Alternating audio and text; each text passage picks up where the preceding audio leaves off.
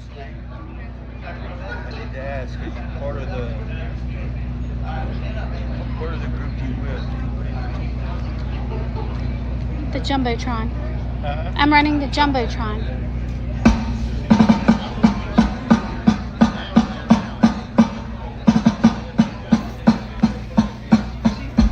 Ladies and gentlemen, Mr. Robert Crossen.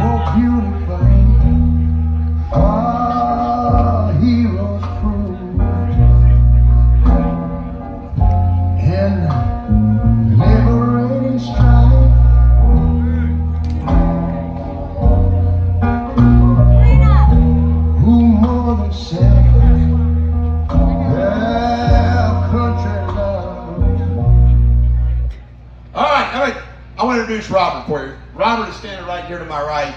I've known him for a couple years. He is the one that came up with this Patriot Dream. I encourage you to check it out, patriotdream.com. He is a retired West Point trained Army officer, and he also became a lawyer kind of late in life. He's past president of Friendly Sons of St. Patrick and the father of Patriot Dream. But I just want to say this about Robert Crossen.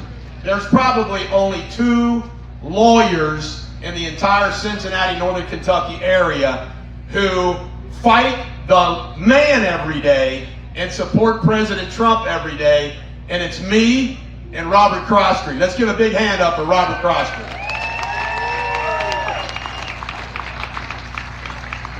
Thank you very much. How about a big hand for Eric and Mary Dieters for putting this on? Good afternoon, friends and fellow patriots. It is a great pleasure to be here today. Almost as great a pleasure as it will be on November 6th when we celebrate the election of Donald John Trump. I am here to help you save America, because each of us in our own way has to get involved in this election, particularly if you know somebody in Wisconsin, Nevada, Arizona, North Carolina, Georgia, Michigan, or Pennsylvania. Because that is where this election will be won if we can stack up enough votes to overcome the cheating that you and I know is on the way. Now, how do I know about this? Well, a little background about me. I am a former strategic planner at United States Special Operations Command. And what we did was we figured out on a strategic level how to fight the forces of evil. I was in charge of 144 agreements at Special Operations Command with others, including 9 combat command arrangements. The cadet prayer of the military academy is a wonderful prayer that all of you should look at. And you'll find it if you look at that website behind me, Patriot Dream. That website is not here to sell you anything. It is here to give you something. It is here to give you the ammunition that you need. Let me give you an example of some of the things you'll find if you get on. First of all, there's a Patriot of the Month, National Patriot. Right now it's Harriet Tubman. There's also a local Patriot of the Month. That can be any of you out here, your parents, your grandparents, anybody that's done something great for America. I want your nominations. And here are some of the things that you can find on that website. You can find pasta and sauce, Tim Waltz and the War on Meatballs, where I explain to the civilian population exactly why what Tim Waltz did was so wrong. The greatest precept in the military is you leave no man behind. Tim Waltz, as an acting sergeant major, after he told his brigade command sergeant major that he would be there for deployment, he didn't leave one man behind, he left them all behind. And then he lied about it, said he'd been in Afghanistan, when his real war was with meatballs in Vicenza, Italy. 3,300 miles from Afghanistan, more than the distance from New York to LA. You can read an article about that. You can read an article about lies, hoaxes, and dangers. 7 Oprah secrets you should know about Kamala Harris to save America. You want to read those? I will give you the biggest one right now. 92% of Kamala's staff left her. Think about this for a second. you've got the dream job. You're working for the Vice President of the United States. And because of your profanity-laced tirades, and because of the fact that you will blame others for your own laziness, more than 90% of her staff left their dream job. Up over there. I can't. That's how you find out whether or not somebody's a leader. You look what the people that are close to them say, the people that work under them say, and they voted with their feet. Kamala Harris is not fit to lead America. Kamala Harris is not fit to lead a lemonade stand. Thank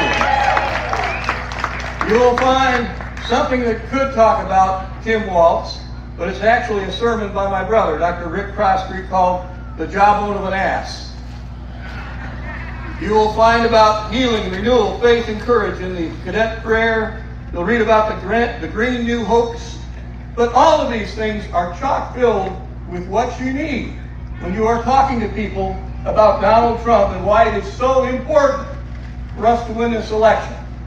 So I will give you a little preview of what will happen first if Kamala Harris wins.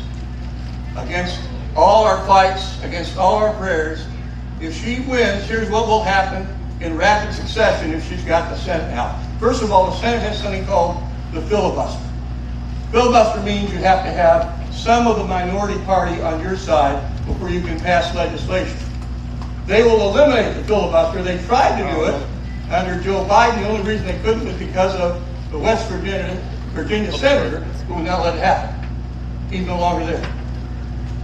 Well, if you eliminate the filibuster, it means that the majority party, even by one vote, if they have the House, Senate, and the presidency, can pass stuff.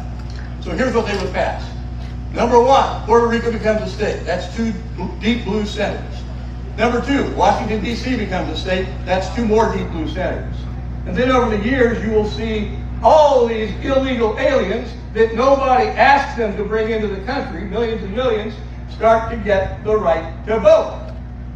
So what will happen in 2 decades, if we lose this election, in 2 decades, this country will be communist. That is what you're up against. If you don't think it can happen, look at Venezuela. You can vote your way into communism, but you got to shoot your way out. So we are looking at a terrible situation if this woman gets elected. I want to tell you a story about my father. My father is 92 years old, almost, and he was very, very sick last month. He almost died twice. My brother's a doctor. He was in Des Moines, Iowa, attending to my father. He tells me that he came within 2 breaths of dying twice. But what was happening is my father was a minister here in Cincinnati, Northern Kentucky area, and he helped thousands of people during his life, and everybody was praying for him so that he could make it to his 70th anniversary with my mother, which he did last week. So there's 2 lessons in it. One is the power of prayer. We are the people that believe in the power of prayer. There is nothing stronger than the power of prayer. And that's why I encourage all of you to every day pray for J.D. Vance, Donald John Trump, and all the people that we need helping us around here. Right now, I just saw Orlando Sanza in the tent. He should be in the House of Representatives. I saw Sheriff Jim Neal, Sheriff to be. There are great people here. We need to support every doggone one of them. Thank you. And now a quick story about my father. I said he's almost 92. When my father was 7 years old, he had a paper route in Tulsa, Oklahoma. And he had a big collie named Glad. All of a sudden, when he was out on his paper route one day, my father was attacked by a pack of rabid dogs. But he had with him his collie, his big collie named Laddie. And what Laddie did with the 5 dogs that were trying to attack my father when he was young, Laddie sprang to his aid and he bit each one of those dogs, ignoring the fact that he was being attacked over and over again. Laddie bit each one of those dogs trying to attack my father, and he broke their legs, and eventually all of them whimpered and went away. That, my friends, is a microcosm of what is happening in America. You may be getting attacked for speaking the truth. You may be getting attacked for speaking what is right and for standing up for Trump. You may be scared about your job, but my friends, our country is the most important thing we have. If we lose America, the world is in sad, sad shape. So, as you get those attacks on you standing up for Donald John Trump, you should do exactly what Laddie did. Fight back one at a time, take down the people that are going after you, and help make America strong, healthy, and great. Yeah. Indeed. Fight and fight. Many of you have seen the movie My Cousin Vinny. It was a great scene. It's my favorite lawyer movie, and as Eric said, I came to the law late, but I am licensed in Florida, Kentucky, and Tennessee, and Ohio. But I love that movie. And one of the best scenes is when Joe Pesci in his role almost gets fired. And he screwed up. He screwed up a couple of times in a row, and they're about to let him go. And he says, wait a minute. Wait a minute. I want to show you the prosecution's case. It's just like this card. If you look at it face on, it may look like it's substantial. But if you flip it sideways, you see what it really is. It's nothing. The case for Kamala Harris is nothing. The case for Donald Trump is everything. Because we had Trump for 4 years. We had peace. We had prosperity. We had the Abraham Accords. We had the best economy before COVID ever. And are we going to trade that in? No. So, the final thing I'm going to end with is something that you can get out of this. But first of all, I have to give you a little song. Eric just handed me a note saying we're running behind. I got to get out. But first, here is my song that I wrote yesterday. Forgive the singing. Show me a lady with 14 cats. I'll show you a Harris supporter. Show me a guy that can't do squat. I'll show you a Harris supporter. Show me a blue-haired fact checker. I'll show you a Harris supporter. Show me a guy that loves a lie. I'll show you a Harris supporter. There's another verse. Show me a guy with fire in his eye. I'll show you a Trump supporter. Show me a lady who's smart and pretty. I'll show you a Trump supporter. Show me a lady with a cat from Springfield, Ohio. She's now a Trump supporter. So come, my friends, and join with me and win as a Trump supporter. Ladies and gentlemen, let's fight, fight, fight. Let's win, win, win. Thank you.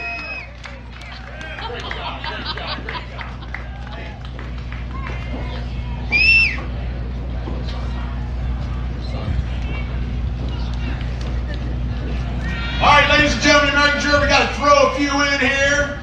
There are add-ons. He's running for Congress. Let's get a big warm round of applause for Orlando Carranza.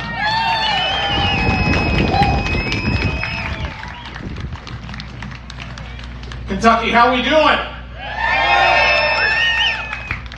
My fellow conservatives, I'm Orlando Carranza, and I'm running to flip the blue seat in Cincinnati, Ohio. I am running for U.S. Congress because I want to protect the American dream that my family and I pursued when we moved here legally from the Philippines. I believe as a product of a legal immigration system, there is only one way to enter this country, and that is legally. No other way. The American dream that my parents and I pursued when I was just 3 years old was the dream that by your own hard work, your own sweat, and your own work ethic, you can chart your own future. It is not handed to you by someone else. The wealth that you accumulate is not redistributed to everyone else. That is the American dream. That America is still the greatest country as it was when I was 3 years old, as it is now when I'm 33. Ladies and gentlemen, all I wanted to do when I was a little boy growing up in New Jersey was to serve the greatest country in the world in uniform as a U.S. Army soldier. And so that's what I did. This Jersey boy meets a Cincinnati girl, at all places, at the United States Military Academy at West Point as classmates. You see, ladies and gentlemen, patriotism doesn't just run in my veins, it runs in my wife Jessica's veins as well. You see, Jessica and I had the privilege of serving this great country as U.S. Army officers. I commissioned as an infantry officer, Jessica as a human resources officer, and we served our country proudly. Now that call to service is still beckoning to those in our country, young and old again. And that is why, in the same way I raised my right hand 11 years ago, as a West Point cadet, I'm raising my right hand again and saying I'm going to serve my country and my state, my community, and my family as a representative in U.S. Congress. Friends,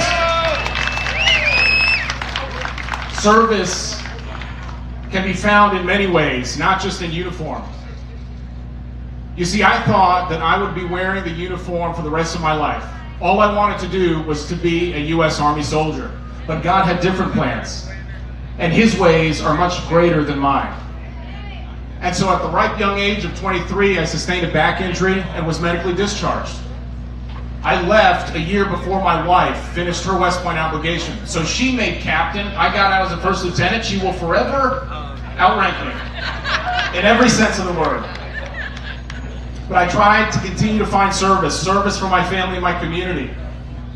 I became a CPA, worked as a senior tax accountant with a master's degree in taxation at Ernst & Young in Cincinnati. The business world was not for me. I learned a lot. I learned that you don't spend more than you make. I learned what it means to have good tax policy. It means it leads to good social and economic policy. You don't tax the American family into oblivion. But then after that, I want to serve in public service again. So I became an assistant prosecutor in Hamilton County, Ohio, and prosecuted the worst criminals that we see across the river.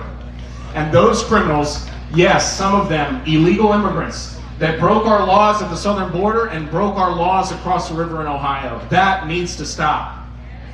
So ladies and gentlemen, service, again, runs in my veins. I'm going to use my experience as a West Point graduate, a U.S. Army officer, a CPA, a prosecutor, and a father of 4 young kids, all under the age of 10, to take back the American dream. And friends, I leave you with this.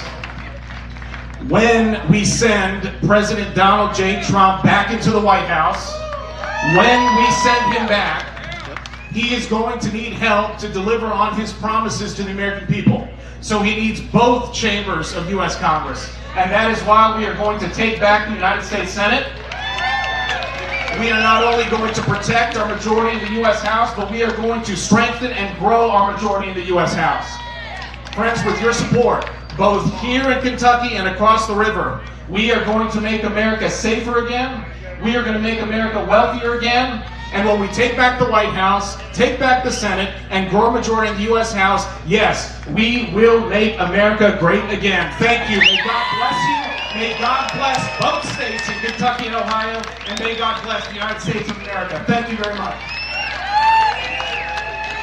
All right. You're in Cincinnati, vote for that guy. By the way, I want to make a real few quick thank yous. I want to thank Chris Maggard, who's helped put this technical thing together. I want to thank Joe DeWalt, also the technical aspects of it. I want to thank Roger Kaufman, helped put the technical aspects of it. and Edgewood Electric saved our ass when the Jumbotron. By the way, those of you that didn't know this earlier, that Jumbotron is the same Jumbotron that was in Butler, Pennsylvania.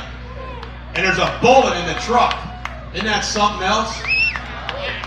All right, this next speaker is an old fire and brimstone Huey Young stump speaker. He's from down in Kentucky. He's a friend of mine. Give a warm welcome to Alan Miracle.